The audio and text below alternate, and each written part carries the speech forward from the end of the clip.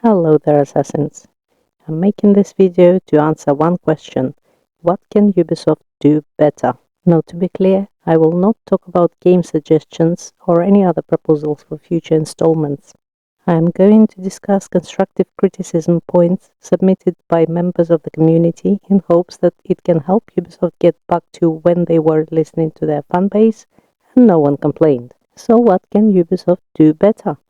We've all spent countless hours playing their games, and I'm sure even the worst haters would rather see them start listening to their fan base once more rather than being sold off to a Chinese company, as the rumors have it, which I personally believe are not entirely true. But before I can answer this question, how can Ubisoft do better by us players? We need to first understand what happened and the lead up to the present situation. Earlier this year, Ubisoft accounts were targeted by hackers. Then, out of the blue, they get all this hate towards a game that hasn't even been released yet and nobody knows anything about. People were fine before playing as black people, gay people, and women, but all of a sudden, now everything is woke. Years ago, I was watching Afro Samurai cartoon, and I don't remember anyone crying that he wasn't a samurai and starting lawsuits for this reason. And why do people shout about historical accuracy of a game series that features gods and holograms of a dead civilization, mythical creatures, unreal superpowers, and magical weapons, and artifacts that can destroy cities? What historical accuracy are they on about exactly? Ubisoft takes an era, takes real historical figures and events, and spins it all around until it makes a good fairy tale for you to play. Starting roughly from the end of 2023, Ubisoft's stock price has been falling with every game release and with every announcement made. Then each time it would somewhat recover until the next game or next announcement. Now let me stop you right there. You're probably thinking it's just because their games were not good enough. Let's think about it for a minute. Let's take Assassin's Creed Valhalla as an example. The game was notoriously buggy upon release, and it took several months for them to iron out the worst of them. And even then, we had corrupted saves, we had flying Eivor bug, and loading issues as well. And still, their stock price, after dropping briefly, went up. And the same can be said for many other games too.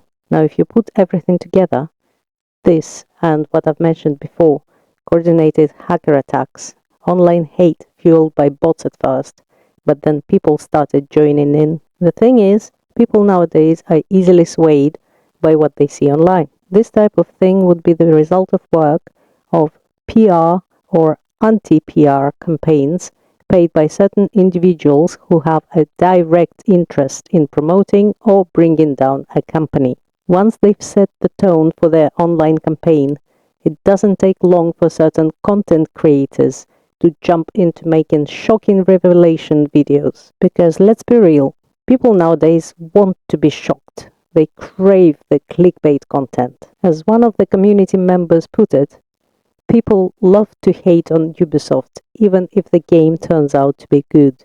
Words get twisted out of context by gaming news websites that feed on the same shocking clickbait news energy. A great recent example is a quote by Ubisoft CEO Yves Guillemot that was literally spun around in order to enrage the general public. And this is the quote as it was presented to us. In today's challenging market, delivering solid quality is no longer enough. This quote made its way into shocking headlines such as Ubisoft CEO blames gamers after poor sales of Star Wars Outlaws, or Ubisoft CEO Yves Guillemot blames gamers for the failure of Assassin's Creed Shadows. After a very brief search on Google, I was able to find the full quote. Speaking to his investors during a conference call on 25th of September, Ubisoft CEO said, and I quote, "In today's challenging market and with gamers expecting extraordinary experiences, delivering solid quality is no longer enough. We must strive for excellence in all aspects of our work. This will enable the biggest entry in the Assassin's Creed franchise to fully deliver on its ambition notably by fulfilling the promise of our dual protagonist adventure with Naue and Yasuke, bringing two very different gameplay styles. End of quote. You can find this quote on gamesradar.com website.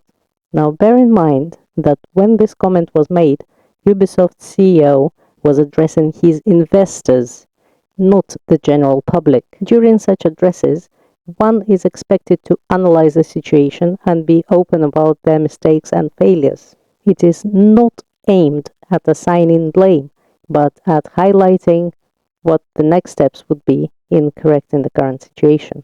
So what this comment really tells us is that they've realized what our expectations are to have not only a solid game, but a game with minimum bugs upon release. It shows that they have understood what their mistake was, releasing games in quick succession, prioritizing quantity over quality, and the fact that they have decided to delay Assassin's Creed Shadows, which is an absolutely unprecedented move, tells us that they truly are trying to do better to correct that mistake. It becomes especially important now that the games become bigger and a lot more complex. Plus, an open world creates a bigger possibility for bugs. So, as many people say how they did it to themselves, now it's a great opportunity for them to undo it. The thing is, Ubisoft is a business, and as such, it strives to make a profit for themselves as well as for their investors, whether they are public investors or private. Maximizing profits is the goal of any company out there. It's a for-profit organization, not a charity. But looking from our perspective, cutting a bit here and a bit there might look good on paper as the profits rise due to having fewer employees and fewer commitments, but it's like when you have a perfect painting, a Mona Lisa if you will, and you look at it and you think, oh, it's a bit too big, let me just cut a bit off these edges here. You can still see the painting, it's just the edges, right? Well, by the time you've finished cutting off the unnecessary parts, there'll be not much left to see and appreciate. The quality of this masterpiece has gone down, and people are left to wonder, why did that happen? Why all of a sudden everyone seems to be so unhappy with the painting? But frankly, you can't blame solely Ubisoft. Unfortunately, it's still a very much growing trend that was started after COVID by companies that saw their profits soar during the pandemic. And after all lockdowns have been lifted, their profits comparison to the previous year suddenly didn't look that good anymore. And then the rest of the companies soon followed suit, because it seemed like a brilliant idea at the time. And the first to go was, you've guessed it, customer service department. So, my suggestion number one, bring back your full customer support on Facebook Messenger, Twitter, and Discord. And as a result, you will have a lot fewer people screaming murder on social media because they can't access the games they paid good money for. Some people argue that Ubisoft listened to their fan base too much, which led to their present situation. Which is true in a way. What one person loves, another one might absolutely hate. So no matter what they do in their future games, there will always be someone who is not happy about this or that decision. And that's okay, because you simply can't make everyone happy. But listening to their fan base is what made Ubisoft stand out from the rest of the gaming companies and made them famous in the first place. So my suggestion number two, interact with your fan base. Note that I said interact rather than listen to the fan base, because interaction incorporates more than simply listening in to people's opinions. You would also get valuable feedback that would not simply help you along, it would greatly aid you in boosting the company's image, which will bring a lot more new gamers to enjoy your product, and quite possibly also return those that are currently unhappy about the state of things back onto your side. So the first step would be to bring back community events, to do some competitions to win entry into a playtest for your AAA games, something that everyone in the community would be interested in. Which in turn leads me to my suggestion number three. Make smart marketing moves. Great recent examples of those moves would be the hourglass puzzle that nobody anticipated, and all community rose together to try and solve it. It proved to be highly engaging and very rewarding, although the reward itself was just a simple in-game trinket. Now this was a smart marketing move. Assassin's Creed dubbing competition was another smart move. So many people got very excited about it. The only downside to it was that the winners were never announced and it just felt really hush-hush.